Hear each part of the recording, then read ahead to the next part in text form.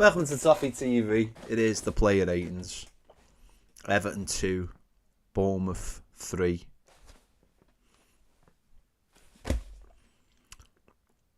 Can someone explain that to me? Because I still haven't quite got my head around that. How we got beat.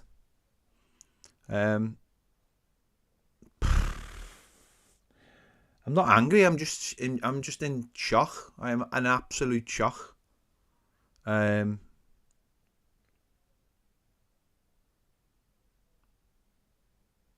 Just an absolute shock by that game. I really am. The game was there. It was won. It was, honest to God, I don't think I'm disrespecting anybody from Bournemouth by saying if Everton had been winning 5-0 after 80 minutes, there wouldn't have been, anyone could have said anything about it. We could have and maybe should have been at least 3-4-0 up without any issue whatsoever. That's on the players for not finishing the chances. Genuinely. And then the manager makes a sub, which I knew was coming. I knew it was coming from about 70 minutes onwards. I turned to my brother-in-law and said, when do you think he'll take and die off? Because he's the best player on the pitch. So when do you think he'll take him off? Why take him off? Why take him off? For the standing ovation? No. You can get a standing ovation in the 90th minute or the 91st minute. It was one of the worst subjects. It was as bad. I've just been thinking then. It was as bad a sub as bringing Nias on when West Ham beat us 3-2 when we were 2-0 up. That's how bad a sub it was. It was horrendous. There was subs to be made. Tim Bournemouth needed taken off because he'd played so well and worked so hard that he needed to come off. James Garner needed to come on to just grab hold of the midfield, to just get on the ball, win some tackles. Maybe even Ashley Young come on for Seamus Coleman, who looked tired towards the end. Of course he would. He's only came back in the week. You have players on the bench. They made subs and they jumped on the opportunity and they took the opportunity. And that's why they won, because the manager saw them 2-0 down and said, I'm going to go for it. Guess what he didn't do? He didn't bring fucking Mason Holgate on, did he? He didn't bring a right back on 2-0 down, did he? No, he went for it because he's a proper coach. That's what he did. He went for it. He brought attackers on and one of the subs got the winning goal. That's what he did, because he's a proper coach who's got a proper attacking plan. This is going to be really difficult to do, because for 85 minutes today, we were brilliant. Absolutely brilliant today. And that's why it's so hard doing this. Today, the players looked happy playing. They looked like they were really enjoying it. They looked confident, certainly in the second half. The second half reminded me of like a David Moyes second half. Everyone going for it. Everyone being first to the tackle. Scored a couple of good goals. You know. And it felt like we were making chances. And yet we missed chances. But at least we scored a couple. 2-0 up. Absolutely cruising. And then the manager fucked it by taking off a lad who was loving it. Having the time of his life in the Premier League. First start, let's not forget. First ever start in the Premier League today. And he bossed it. Adam, thanks for your super chat. Says he lost a lot of support tonight. Go get Moyes. He bossed it in die. He was brilliant. And that lad, and you know what? Most of those players don't deserve to be on the losing side tonight. But that collapse was embarrassing. It was an embarrassing collapse, and it was a domino. And the first domino was the manager. The first domino was the manager by making that sub. And the Decore, I mean, that's the other side of it, by the way. Picking your favourites. So he takes Ndiaye off and he puts Dwight McNeil over on that side and puts Decore in the middle. What the fuck are you doing? What are you doing? McNeil has worked his bollocks off in the centre of the park, and then you're saying to him, go wide. Oh, because nothing's happening wide, is it? Nothing's got happening wide. It's only where they scored all of their goals from one side or the other side. Absolutely.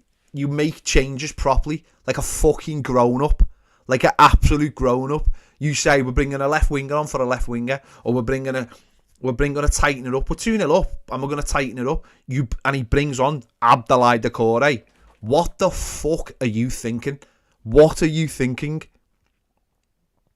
That is embarrassing. That's by keeping Dwight McNeil on. And by the way, Dwight McNeil had a good game and he got an assist and he did have a good game. But you embarrassed yourself by leaving him on the pitch because, oh, I'll tell you what, let's just change your position. No, that's not what proper people do. What proper people do is they go, we're going to bring a left winger on for a left winger. Because actually, this lad's played 85 minutes and he's gassed. He's absolutely gassed. As was Tim Mirabunum, as was Adissa Gay, and he brings on Doucouré. Are you mad? Are you mad? You've got a centre midfielder on the bench there, and James Garner, who's played the other night, and he's got, you bring him on. Seamus Coleman was gassed, and I don't care whether people think, think bringing Ashley Young on or whatever, bringing Dixon on. Seamus Coleman was goosed. Seamus Coleman was allowed 2 crosses that they scored from. He couldn't get near the man because he was goosed. Or then bring Ashley Young on for Harrison and play one in front of the other and say, well, if you're going to attack our wings, we're going to double up. We're going to play 2 full-backs and we're just going to double up on you. We're just going to stop the cross. The game management was absolutely awful. Carla says on the Super Chat, says, first time I've been in 18 months and the game just summed up why. As soon as they scored the first, everyone knew what was going to happen. Carla, thank you. Lovely to see you. You didn't have to give me a Super Chat. It was embarrassing. And for the manager to go on TV afterwards and blame the players. And what's even more embarrassing is he went on TV and said that he knew that when the first goal went in, that he could smell something. So why didn't you make a change then? If you saw that, why didn't you bring Jake O'Brien on then? James on the Super Chat is hijack split case. Who with the club is sacking him? Nobody. If you knew when they scored their first goal, why didn't you make a change? It's embarrassing. This is what's embarrassing about this manager and managers of his ilk. Take all the credit when you win. Someone else is to blame when you lose. He has just thrown those players under the bus when he has literally just said in his press afterwards, in the interview with BBC or whoever, and I'll get the press conference and get it out as soon as I've done this, that it was on the players because they just felt a bit, and he knew. So if you knew, why didn't you make another sub? Why didn't you break Jake O'Brien on then? Or bring on Ashley Young? Or bring on James Garner? Why did he bring better one? See, that's the other one, right? The first one's bad, which is really bad. But what are you bringing better one for? Again, turned to my brother-in-law and said, he'll bring better one and we'll lose all our shape. And we did. Because Beto can't hold the ball up. He can't. I know people have this weird thing about him because he doesn't play. But he cannot hold the ball up. That's his biggest problem. We lose our shape when Beto comes onto the pitch. So suddenly you've got a player on who can't hold the ball up front. You lose all your shape. And you are under the cosh. So again, both subs were absolutely disgraceful. And by the way, you've got 5 subs. At 2-2, why didn't you bring Jake O'Brien on? You could have killed the game. He was caught like a rabbit in a headlight. And people know, right, that I don't go off on this manager. That Baz does that. I don't go off on this manager. Or haven't for a while. That is a disgrace today. Like an actual disgrace. Their manager, as I said, 2-0 down. He never threw a right back on and going, we're not going to concede a third. He went for it. He brought attacking players on and said, I'm having this. He smelt what was going on. He knew what was going on. And he took advantage. And that is embarrassing. And for the manager to come out and blame the players is embarrassing. Really, really embarrassing. And I'm not saying it. I'm not sitting here saying sack him. Because what was worse about today was we played some really good football today. We played some really, really good football today. We knocked it round. We were playing little triangles, getting in round the back of them. Some of the football, the game was wide open. Wide open. And at 2-0, if you take and die off, shut the game down then. Shut the game down. Bring James Garner into midfield and shut the game down. You don't bring the Corey on. You just don't bring the Corey on. It was the wrong sub. And McPartland on left wing. Oh my God. The lad was as tired as anybody. And you're just making it harder. And again, that's the manager's problem. He plays his favourites. He doesn't know when to stop. He doesn't know when to stop. He doesn't. McNeil had a good game. And he plays him on the left. No. You take him off as well. You make subs. He should have made subs early. He should have took Tim Bournemouth earlier and brought Garner on. And let Garner get into the game. And sat him in the midfield and went, just protect that. Just protect what we've got.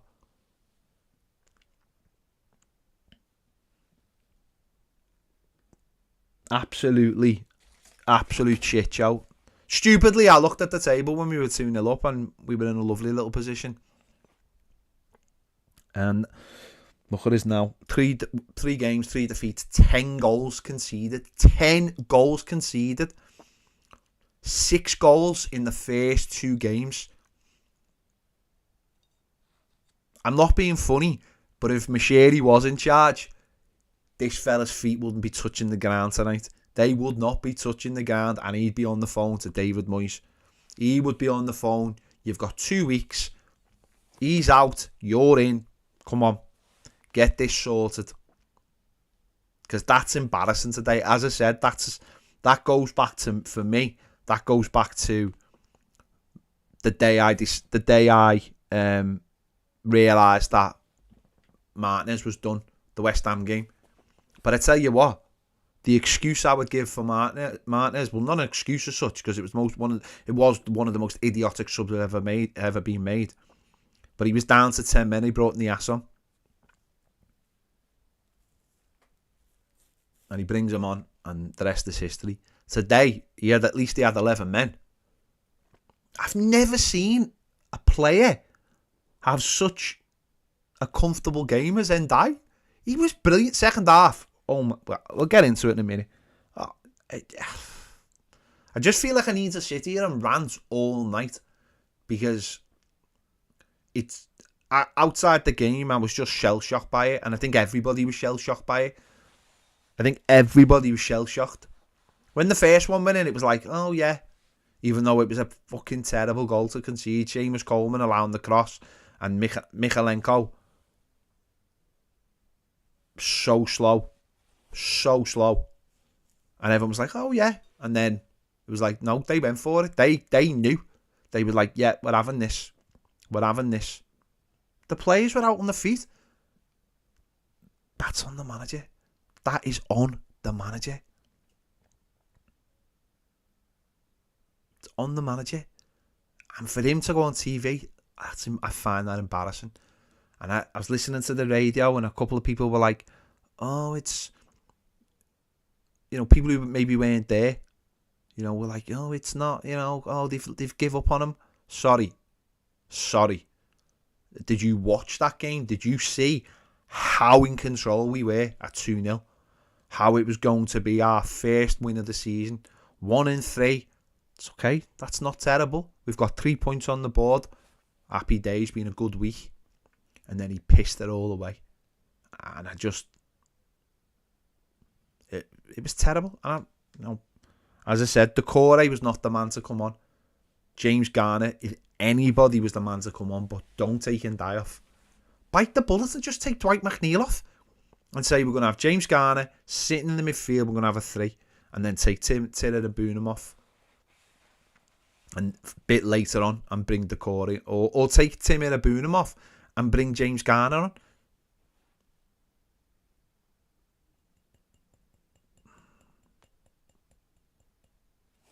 Fella, I've said it since day one, right? Said it from day one. The fella's in-game management is pathetic. Absolutely pathetic. Said it since day one. He doesn't have a clue. Because it's almost like a weakness. It's all for him. It's like admitting that you've got the team wrong if you've got to make subs for him. That's what it seems like to me. It seems like if I make subs, I'm admitting I've done something wrong. Whereas every other, well, maybe not every, but look at all the new managers, the proactive managers who don't think they've ever lost. There's a reason why Bournemouth sacked O'Neill last year and brought this fella in. Because this fella knows what he wants and knows how to play football and knows what kinds of modern plays he wants. The fella we've got is trying to just save a sinking ship in many ways. And yet I saw real glimmers today. Real glimmers of a little bit of a football team. Because number one, we weren't going long every time. And Dye was dragging people all over the place, and that was opening spaces up for Dominic Calvert-Lewin and Dwight McNeil.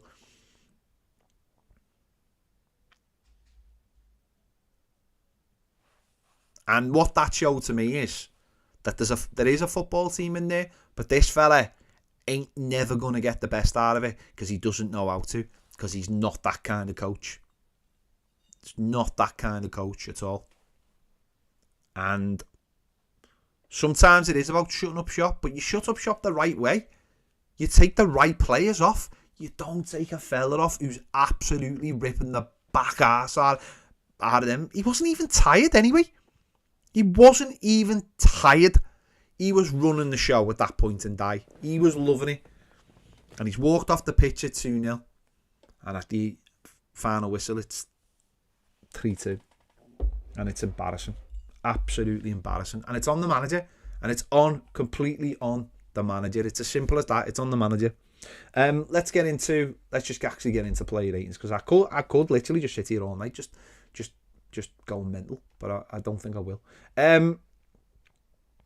Jordan Pickford had to make 4 saves. I think he made a really good save at 2-2, because it wasn't like they had a couple of they had like a couple of big chances even before they got the winner.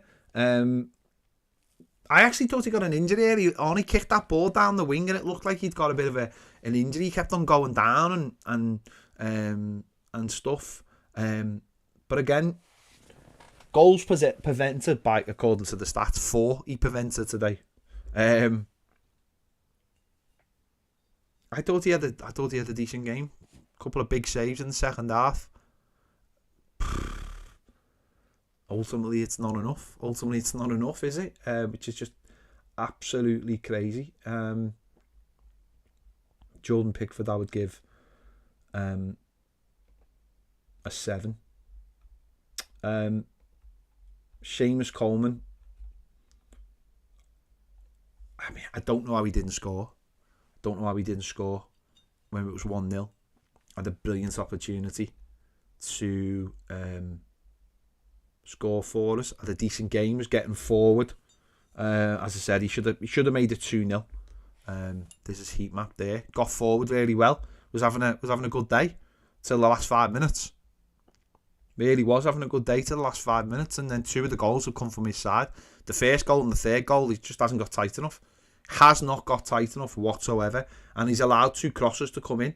And again, is that his fault? Is that Harrison not getting back enough? But Seamus, for all he did today, and he had a pretty good game, he's allowed 2 crosses to come into the box, and both of them have ended up in the back of the net.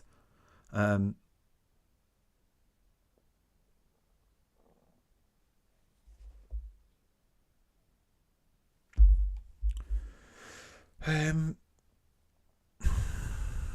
trying to just think. I'm just trying to think whether does that ruin. I mean, it does, doesn't it? Because he has cost us a couple of goals there, I think.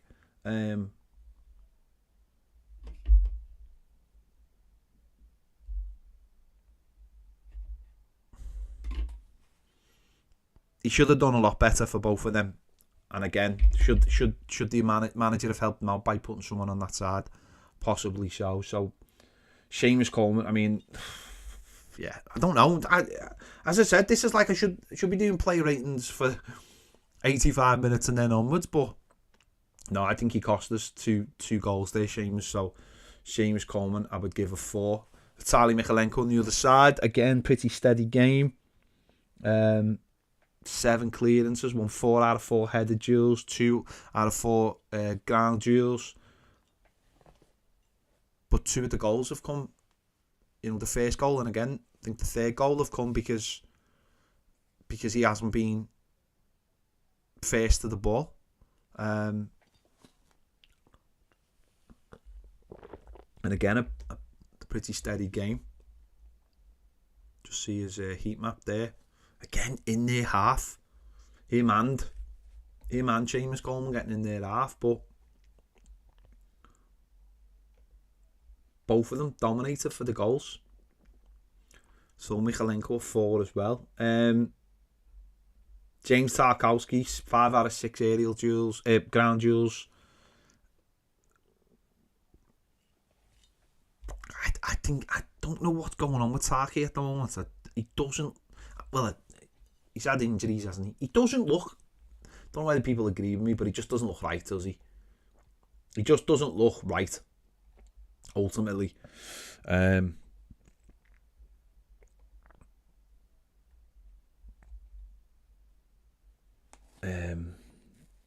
thanks for the super chat. Says, "What do we do, man? I don't know, mate. I don't know.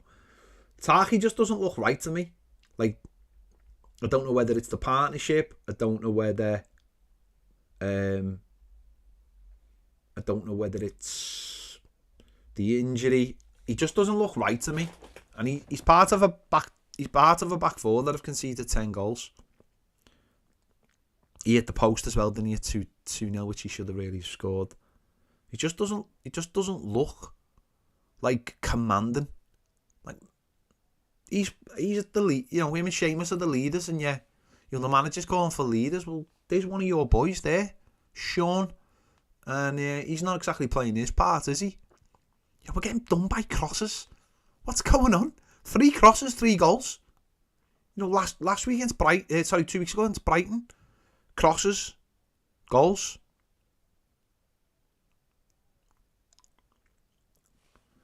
Grim, absolutely grim. James Tarkowski.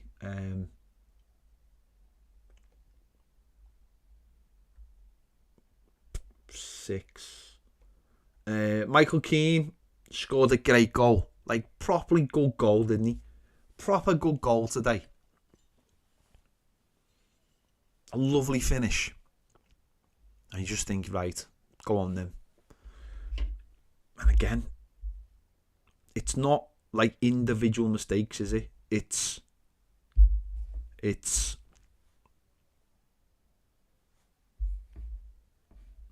just like little things, like not being first to the ball and just not dealing with crosses again. And I said this in the preview about Michael Keane. It's like he's not been terrible this season. It's just that bad things seem to happen when he's on the pitch. We just can see goals when he's on the pitch. It's not because he's terrible or anything. It's just because he's like an all-round. It's just. I don't know. I don't know what it is. But they just don't work, dude. Him and Tarkowski just don't work together. That's abundantly clear.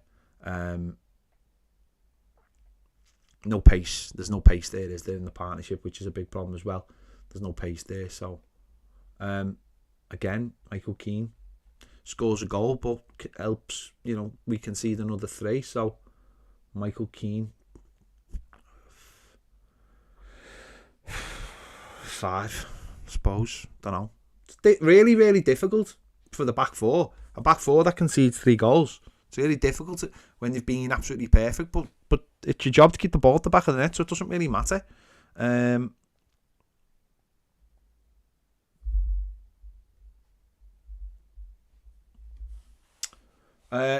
Yeah. Just into midfield, Tim Bournemouth. I thought he had a great game. 56 touches, 74%. I'd love to know what his pass accuracy is as the game went on. Do you know what I mean? I'd love to know did it start decreasing as the game went on. Love to know those numbers. I might try and get those numbers. 6 out of 13 duels, 1. Long balls, 3 out of 3. This is a lad who, clearly wants to get on the attacking foot, get going, make things happen, and I thought he did that all today. I just think the only thing I would say is you can see his heat map there. Look how advanced he is in that heat map there. On the left, on the right, in the centre, in their box.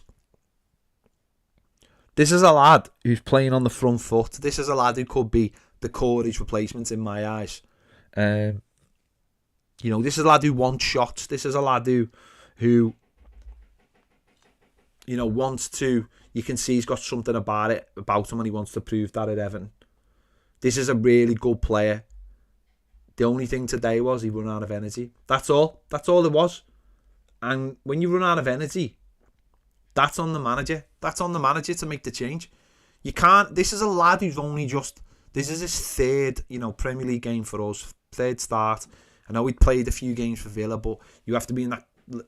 You have to have that consistent chain, so you get to that level. And he's so energetic, and he gets around the pitch really well, that it is going to take it out of him. And he should have just been taken off today. And that's it. He should have been taken off after about 75 minutes or 80 minutes.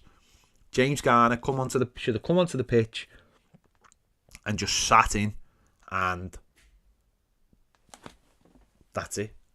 He's done nothing wrong, and I'm not going to blame him for anything good, because I just don't think he's a blame today. So Tim Bournemouth, I would give an 8 for today. He doesn't deserve to be on. He doesn't deserve to be on the losing side. And I believe if he'd been off the pitch for the last 10 minutes, I believe he would have won it. I know that sounds weird, but I just think that subs, you have to make subs. People run themselves into the ground because they work so hard. They really do. And you can tell. This is the other thing. You can tell when a player needs to come off. And you can tell when a player doesn't need to come off. And the amount of times last season, like Dominic Calvert-Lewin didn't need to come off, and yet the manager chose to take him off. I don't know how you don't see that. I really don't. I don't know how he doesn't see that. I don't know. Tim Bournemouth, I'll give 8. Adissa Garner-Gay, again, someone I thought had a good game. 60 touches of the ball, 95% pass accuracy. Only 2 of his 9 ground duels won, but I thought he was quite steady during the game. Thought he kept the ball well. He did what he needed to do. Again, 4 out of 5 long balls completed. All over the pitch again. And you can see his heat map there. So he's all over the pitch in that central area, doing his job. Again, maybe you need another one. Maybe you need another. We've just brought Mangala in. Mangala comes onto the pitch there, and James Garner comes onto the pitch. I know obviously he wasn't on the bench, but I'm saying in other games. That's why you need 2 subs. That's why you need 4, 2 centre midfielders, so you can replace both of them. Again, he's probably one that just run out of a little bit of energy towards the end of the game. And you don't want to throw a tackle in because you're worried you'll miss time because you're up against players who've just come on the pitch, who are fast and are making you think about things. So, Adissa Garner-Gay, I would give a 7 for today. Dwight McNeil, an assist That role, you can see there this heat map, he was all over the pitch, and I think that suited him. You can see there right in the middle area he was getting as well, trying to get the shots in. 62 touches, 76% pass accuracy. And he still managed, 6 crosses, but some of them would have been corners, obviously. Long ball, 6 out of 12. Big chances created, 3. So I think he has had a good game today. I think he's had a good game, Dwight McNeil. But maybe he's another one who shouldn't have been just shoved out of the left wing when Ndai went off. But he had a good game. I think the position, I think if he was a little bit more 2 foot, had something on his right foot, that would probably be the ideal position for him. But I just don't think he should have been moved to the left. I think he should have been taken off the pitch. You've got to use your squad. You've got to. Dwight McNeil, I would give a 7.7 for today's performance.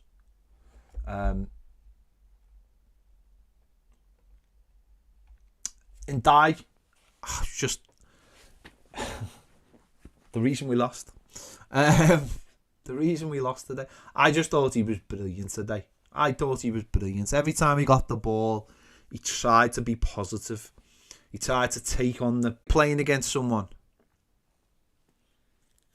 When you're playing against someone and they are destroying you and you take them off, you are just like, yes.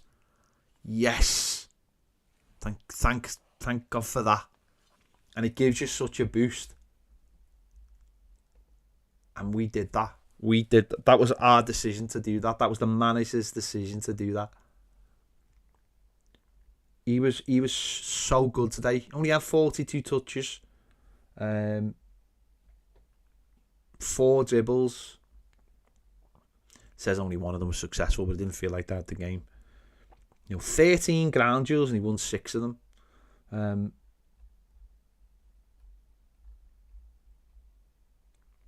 Shots on target 2. Shots off target 1. So he's having shots. He's running at people. He's committing people. You can see his heat map there. He's defending.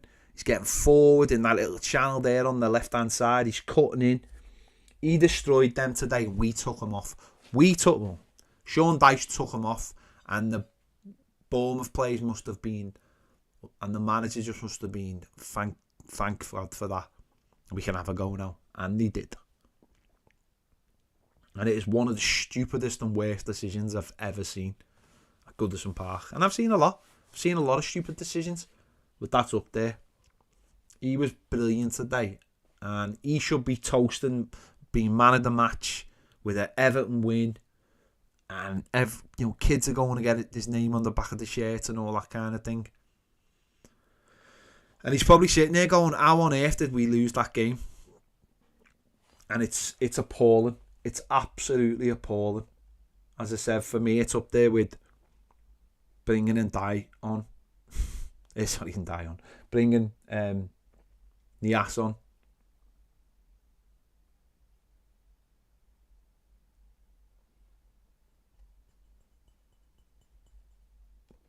Just mind-boggling. So, yeah, great game.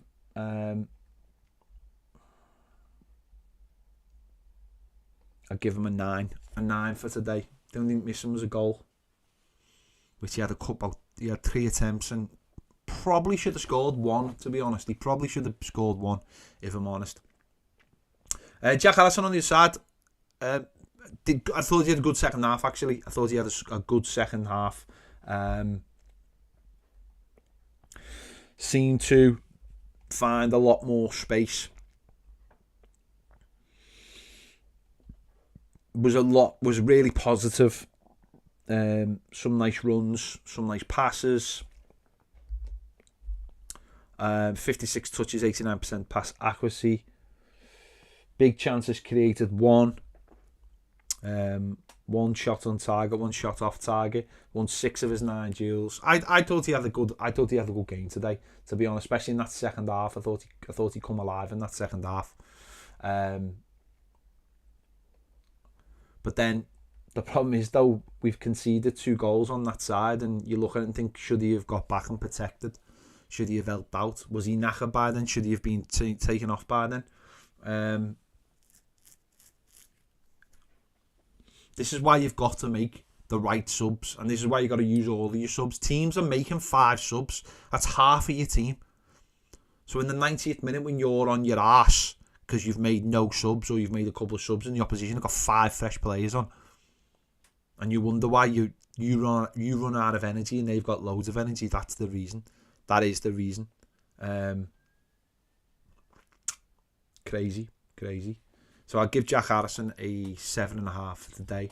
Dominic Calvert-Lewin obviously got his goal.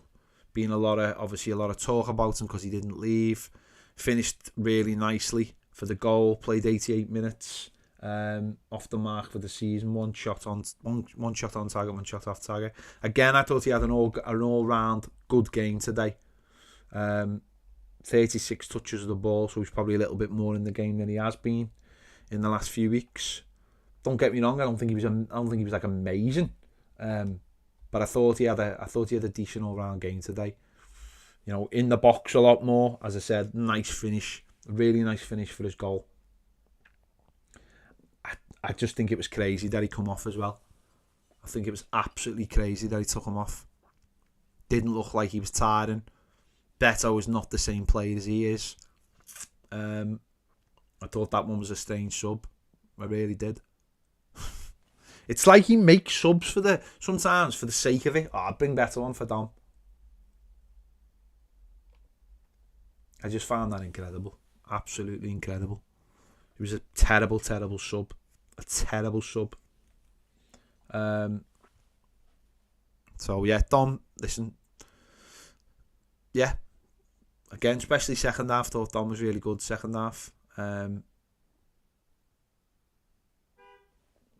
the manager can talk about players you shouldn't be able to cope. But what if your players are really tired and the opposition are really fresh?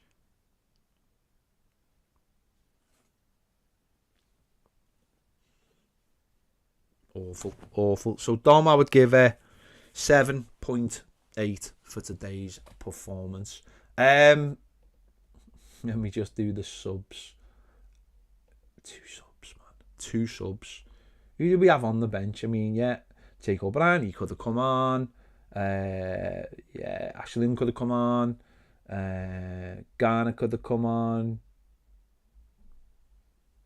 Lindstrom could have come on. Abdoulaye Doucouré, 15 minutes he played, touched the ball 10 times.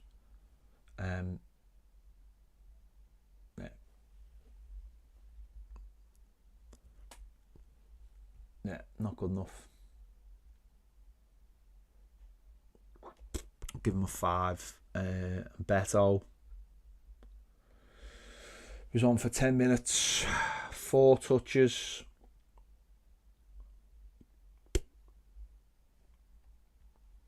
Didn't do anything. Again, was poor.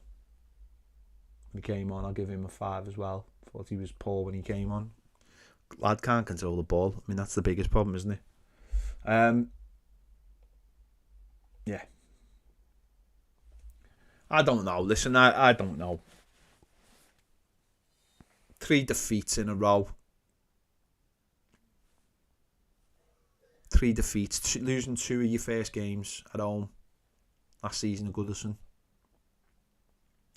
You know, manager can't win a game in August. Hasn't won a game in August for about 10 years, I think.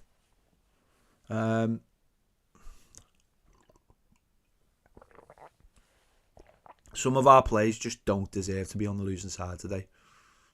They just don't deserve. And I don't know what you do. The manager lost his first 3 games last season, didn't he? And got a draw in the 4th one, and then lost the 5th one. And then finally won the 6th one.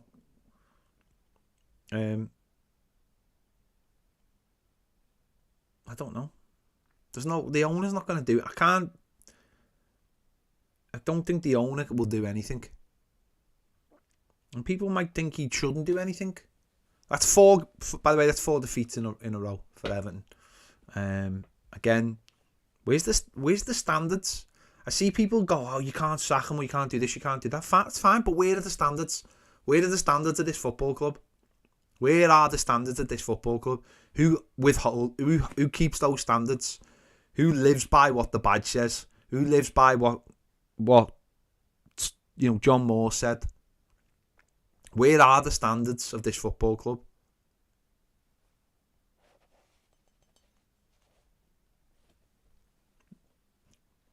Are there any standards at this football club? Can the manager come out after the game and just throw the players under the bus for something he did and no one will challenge him on it because everyone seems to be fucking terrified of him?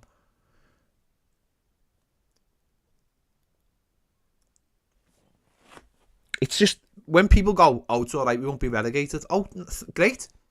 That's comforting. But what about everything else? Aren't you supposed to actually like have standards and want to do more with whatever? Like when he brought Mason Holgate on 2 weeks ago, that to me was just like, and people booed that sub for a reason. People booed that sub for a reason because it's negative. It's negative. But the Ndai sub today was even worse.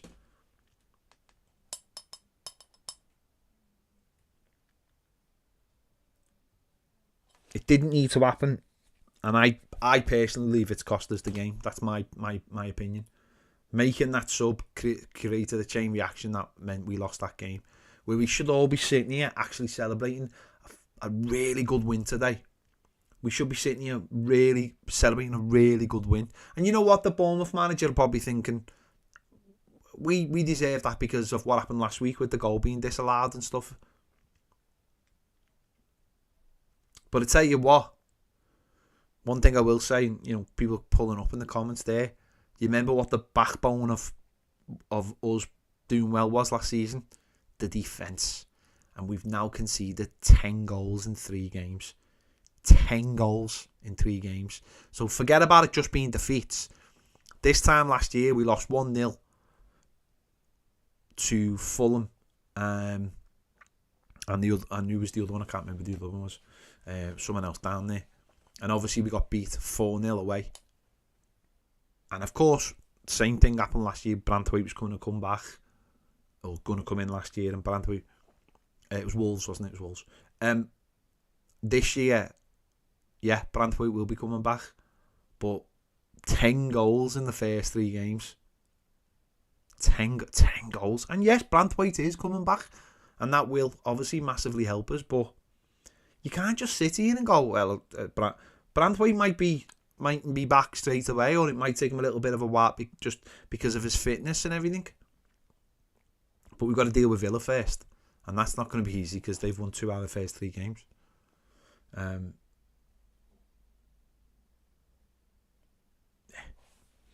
leaving it there because I honestly could just talk all night. I'm so annoyed. So annoyed with this. I'm so annoyed with this game. It's just Everton again, isn't it? It's just Everton. We are a fucking laughing stock. Everyone would just be laughing at us. Paddy Power would be making videos about us. Fans of other clubs will be ripping the back end out of us. There'll be memes about it. There'll be all kinds. There'll be people putting the scores up of 2-0 at 87 minutes and then 3-2 at 96 minutes. It's always us because this club just doesn't have any standards. It doesn't have any standards. It's as simple as that. It's just as simple as that. There are no standards to this football club. Nobody within the club has any standards. They all just fucking think they're the bee's knees when they're not. They're actually not. And it leads to this. It just leads to another defeat. 3 defeats in a row. 3 defeats in a row, though.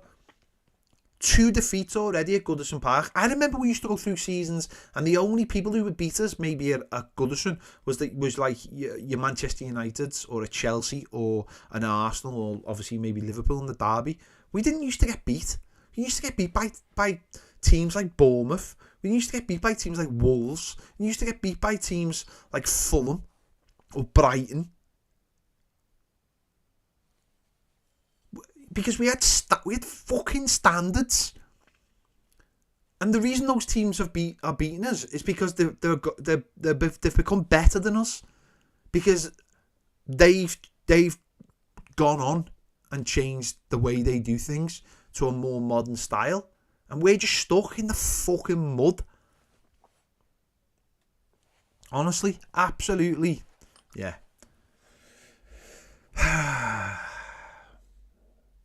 Let's leave it there.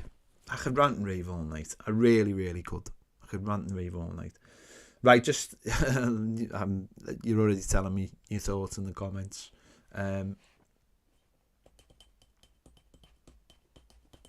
If he was to be sacked, I would bring David Moyes in right now, by the way. That's what I'd do. But that's what I'd do. But that's just me.